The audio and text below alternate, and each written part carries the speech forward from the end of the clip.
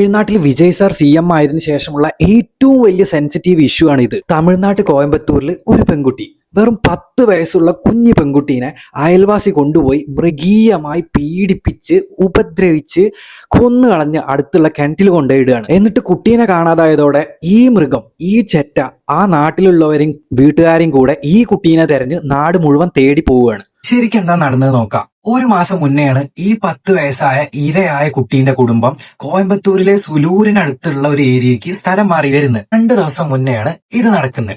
കുട്ടീന്റെ അച്ഛൻ ജോലിക്ക് പോയതായിരുന്നു, അമ്മയാണെങ്കിൽ വീട്ടിലും ഉണ്ട്. കടയിൽ പോയിട്ട് വരാന്ന് പറഞ്ഞ കുട്ടീനെ പിന്നെ കാണാനില്ല. കുട്ടീനെ കാണാത്തപ്പോ അമ്മ വീടിന്റെ ചുറ്റുമൊക്കെ തെരഞ്ഞെങ്കിലും രാത്രി 8 മണിയായി അച്ഛൻ വന്നതിന്റെ ശേഷമാണ് നാട്ടുകാരും വീട്ടുകാരും എല്ലാരെയും കൂട്ടി അച്ഛൻ തേടാൻ ഇറങ്ങുന്നത്. 8:30 മണിയായിട്ട് കുട്ടീനെ കണ്ടെത്താനാവാത്തപ്പോ സുലൂരിലെ പോലീസ് സ്റ്റേഷനിൽ ഇവരെ അറിയിച്ചു. എന്നിട്ട് പോലീസും നാട്ടുകാരും വീട്ടുകാരും തേടാൻ ഇറങ്ങി.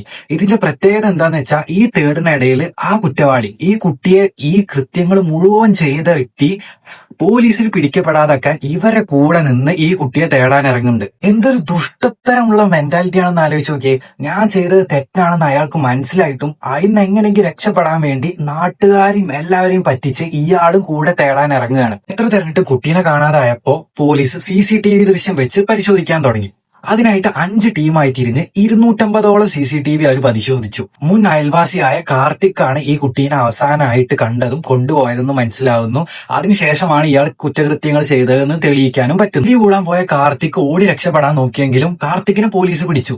കൂടാതെ കാർത്തിക് ഈ കുറ്റകൃത്യം ചെയ്യുന്നതിന്റെ മുമ്പും ശേഷവും വേറൊരു വ്യക്തിയായ മോഹൻരാജിനോട്, 30 വയസ്സുള്ള മോഹൻരാജിനോട് സംസാരിക്കുകയും അവർ ഗൂഢാലോചന ചെയ്യുകയും ചെയ്തിരുന്നു. പക്ഷെ പോലീസ് എത്ര ചോദ്യം ചെയ്തിട്ടും ഇദ്ദേഹം പറയാത്തത് കൊണ്ട് ഈ മോഹൻരാജിനെ കൂടിയും പോലീസ് കസ്റ്റഡിയിലെടുത്തു. കുട്ടിയുടെ മൃതദേഹം കിട്ടിയിട്ടും കുട്ടീന്റെ അമ്മ ഇതുവരെ അത് ഏറ്റുവാങ്ങിയിട്ടില്ല. ഇത് ചെയ്ത ആളെ ശരീരം എനിക്ക് വേണം, അല്ലെങ്കിൽ ഏറ്റവും വലിയ ശിക്ഷ അദ്ദേഹത്തിന് കിട്ടണം, അത് കിട്ടിയിട്ടേ ഞാൻ മൃതദേഹം ഏറ്റുവാങ്ങുള്ളൂ എന്നാണ് അമ്മ പറഞ്ഞത്. ഇനി നമ്മുടെ നാട്ടിൽ ഇതുപോലെ ഒരു കുട്ടിക്കും ഇങ്ങനെ ഒരു അവസ്ഥ വരരുത് എന്ന് ആഗ്രഹിക്കുകയാണ്.